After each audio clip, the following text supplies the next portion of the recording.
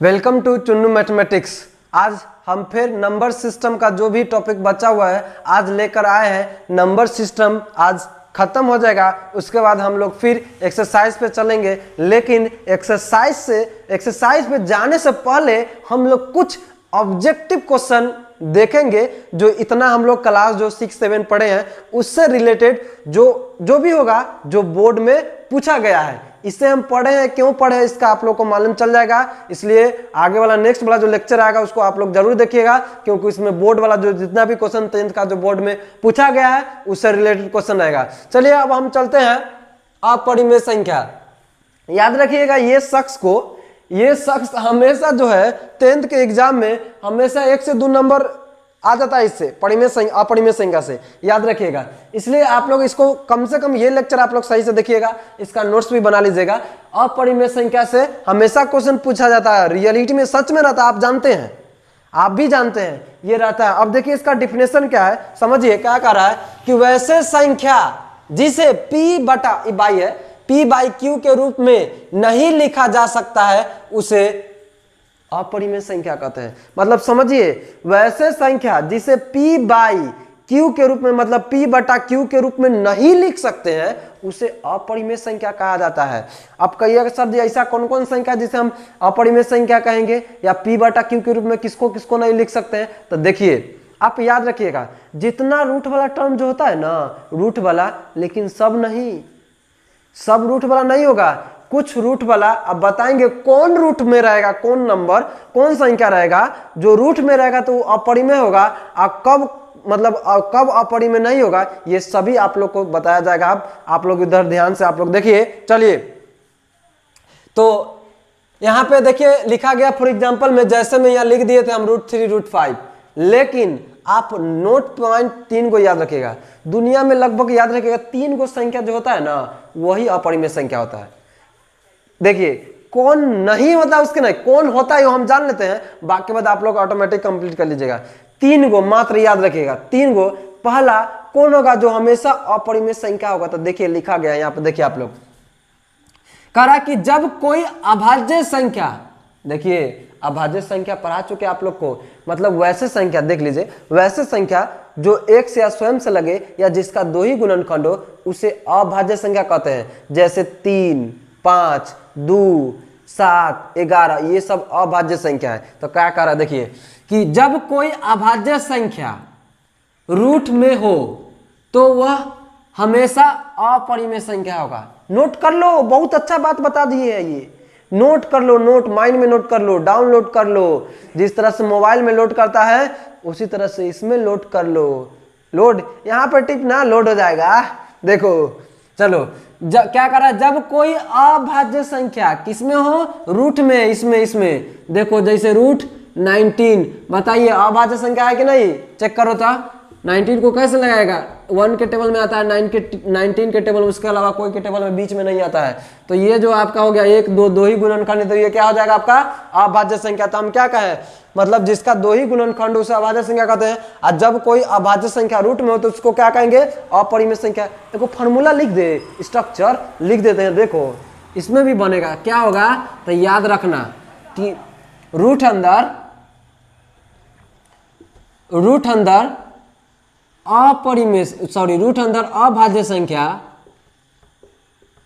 अभाज्य संख्या होगा ना, वो हमेशा ना अपरिमेय संख्या आएगा। स्ट्रक्चर लिख लो, देखो क्या आएगा ये आप लोग नोट कर लीजिए। जब भी कोई अभाज्य संख्या किसमें रहे, रूट में, तब उसको क्या कहेंगे, अपरिमेय संख्या, ये हमेशा होगा। चलिए तो ये बात बता दिया गया है। अब एक बात नोट करके, कितना बार पूछ चुका ये क्वेश्चन, कितना बार बोर्ड में क्या कहे, जो पाई जो होता है ना, ये पाई लिख दिए, पाई ये ना हमेशा अपरिमेय संख्या होता है।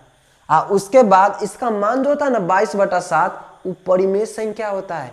ये याद रखिएगा, ये भेजवा में डाउनलोड कर लो, समझ गया।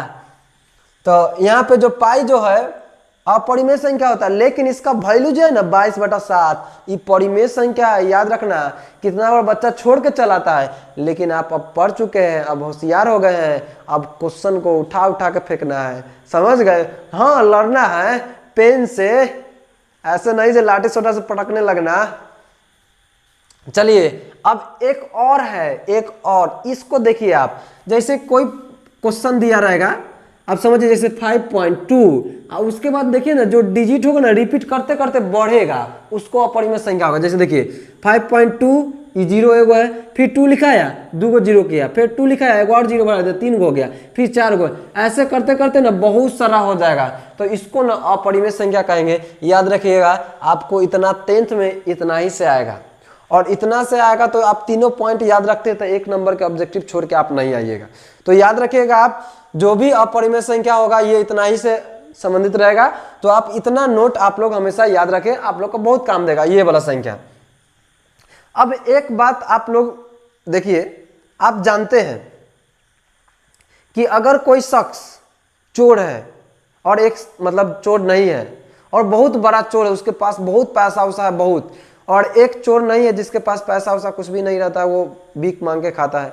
तो अब बताइए वो जो चोर जो रहेगा वो बिना चोर के साथ, जो चोरी नहीं करता उसके साथ रहेगा, तो समझ सकते हैं जो चोर है वो साध बन जाएगा कि जो साध है वो चोर बन जाएगा? नहीं, 90% केस में जो साध है आई मीन जो चोर नहीं है वो चोर बन जाएगा। तो उसी तरह से यहाँ पे देखिए ई एगो चोरवा है, ई बहुत खतरनाक चोर है। सही से देखना, न तो इसको नहीं देखेगा ना तो पता लगा अभी तोरा मोबाइल में चोरा लेगा, ये इतना खतरनाक है सामने में गायब कर देता है, ये इतना खतरनाक है ये चोर। वहाँ इसको मान लो तनका देर के लिए चोर है, सब होगा। मैथ के स्टूडेंट याद रखना, मानते रहना, ये आदत डाल लो। चलो तो यहाँ पे ई पाई जो है ना चोरवा है, अब एक साथ कोई के चिपकाएगा ना, कोई से दोस्ती करेगा ना, ओकरो चोर बना देगा। हाँ इतना खतरनाक है। जैसे मान लीजिए 2, तो इहो ना चोर हो जाएगा। मतलब ई अपरिमेय संख्या था आ ई एकरा जोड़े आया अपरिमेय संख्या, एकरो अपरिमेय बना दिए, समझे? तो अब याद रखिएगा अगर ये गुना में भी रहेगा तो अपरिमेय होगा, मतलब इसके साथ कुछ में रहे तो वो क्या हो जाएगा आपका अपरिमेय संख्या। लेकिन कहीं कटने वाला टर्म रहेगा तो परिमेय हो जाएगा। लेकिन याद रखिएगा ये चोरवा के साथ कोई आएगा तो सब क्या हो जाएगा? अपरिमेय संख्या। आप याद रखिएगा, इससे रिलेटेड क्वेश्चन आप लोग को नेक्स्ट वीडियो में मिलेगा। चलिए अब है वास्तविक संख्या। देखिए आ गए हम लोग 10th के चैप्टर का जो नाम है उसको क्या कहेंगे, आप लोग चैप्टर पढ़ते हैं, अगर कोई पूछ देगा जो कौन चैप्टर पढ़ते हैं तो वास्तविक संख्या क्या होता है, किसे कहते हैं, तो आप लोग नहीं बता पाते हैं। तो चलिए अब इसको हम लोग जानते हैं जो क्या किसको कहते हैं। तो कह रहा है परिमेय संख्या, परिमेय और अपरिमेय संख्या को वास्तविक संख्या कहते हैं। अब परिमेय संख्या अपरिमेय संख्या को वास्तविक संख्या कहते हैं। फॉर एग्जांपल यहाँ पे देखिए ये परिमेय है ये अपरिमेय है तो इसको वास्तविक संख्या कहते हैं। अब हम लोग अधिकतर जो है नंबर सिस्टम का जो पार्ट था, जो 10th लेवल का था, जो 12th लेवल का था, वो हम लोग आज कंप्लीट कर चुके हैं। अब हम लोग एक्सरसाइज पे एंट्री करेंगे, लेकिन इससे रिलेटेड कुछ ऑब्जेक्टिव क्वेश्चन भी चाहिए, तब ना आप लोग समझिएगा जो हम लोग ये क्यों पढ़े, इसका क्यों आवश्यकता हुआ, और 10th में इससे कौन रिलेटेड क्वेश्चन बनता है। अब 10th वाले बच्चे से हम कुछ कहना चाहेंगे। देखिए आप लोग, अब आप लोग के पास ना रियलिटी में ज़्यादा टाइम नहीं है, ठीक है? आप लोग के पास अभी मान लीजिए जो भी है 7वां महीना चल रहा है, ठीक है? मान लीजिए अब 8वां स्टार्ट होने वाला है। रियलिटी में मान लीजिए आपके पास 5 महीना है, 5 मंथ। थोड़ा देखिए आपको ये बात जो बता रहे हैं इससे फॉलो करिएगा तो रिजल्ट अच्छा उठाइएगा। तो 5 महीना है तो यहाँ पे देखिए आप लोग को आई मीन मान लीजिए 3 × 5 = 15, 150 दिन है कि ना? चलिए आप खुश हो गए, वाह 150 दिन, इसमें तो एक दिन में एकदम पढ़ के एकदम ये कर देंगे वो कर देंगे, क्या सोचते रहते हैं ऐसा? अरे देखो ना अभी कितना दिन बचेगा, यहाँ देखो। अब समझो, अब मान लीजिए 150 दिन है, इसमें पबनी त्योहार कितना आएगा, आया कि नहीं? शादी कहाँ कहाँ अकड़म बकड़म में जाएगा। इसमें मान लो तुम कम से कम 15 दिन हटा दो, ठीक है? उसके बाद देखो, उसके बाद कभी पढ़ा कभी नहीं पढ़ा, ठंडा में वो जहाँ तहाँ जैसे करेगा। फिर 10वां का प्रैक्टिकल, स्कूल में एग्जाम देने जाएगा, तो बहुत सारा अटम पटम, लगभग 30 दिन आप हटा दीजिए, 30 दिन आई मीन आप लोग के पास 4 महीना बचेगा, मतलब 120 दिन। इसमें भी आप लोग सही से ना पढ़िएगा, कहियो पढ़े कहियो ना पढ़े। रियलिटी में आपको बता देना तो लगभग आप मान लीजिए अब आपके पास 100 दिन है, तो आप अगर अभी से भी केयरफुली से आप पढ़ते हैं ना आप पढ़ते हैं तो अच्छा रिजल्ट उठा लीजिएगा। हाँ, आप क्या काम करिए, क्वेश्चन बैंक ले लीजिए, याद रखिएगा। आप चेक करिए जो चैप्टर आपको सर पढ़ा दिए हैं वो चैप्टर से कौन कौन सा क्वेश्चन पूछ लिया गया है, ठीक है, कौन सा पूछ लिया गया है उसको आप एक दफे बना लीजिए, जो आपके पास कितना कंसेप्ट हुआ, ठीक है। उसके हर एक क्वेश्चन को आप बना लीजिए, नहीं बनना है सर से पूछिए, हर एक साल का आप देख लीजिए ऐसा करके। उसके बाद आप देखिए सर कौन चैप्टर पढ़ा दिए उससे कौन पूछ लिया गया है, आप उससे दिमाग लगाइए, कॉमन सेंस जो इसके अकॉर्डिंग बोर्ड में इतना इतना हार्ड या आसान पूछा है उसके अकॉर्डिंग इस चैप्टर से कौन सा क्वेश्चन पूछ सकता है, याद रखिएगा। आप खुद से दिमाग लगाइए, आप खुद से अलग काम करिएगा तो एक अच्छा मुकाम, एक अच्छा रिजल्ट गिराइएगा। आप समझ सकते हैं ये आपका जीवन का 10th जो होता है पहला सीढ़ी होता है, अगर आप इसमें लड़खड़ा जाइएगा तो आपको आगे बहुत समस्या झेलना पड़ जाएगा। तो इसलिए आप अभी से इसे केयरफुली रहें और अच्छी तरह से पढ़ाई करें। चलिए ये वाले आप जो इसका है स्क्रीनशॉट लेके आप इसका नोट्स बना लीजिएगा अच्छी तरह से।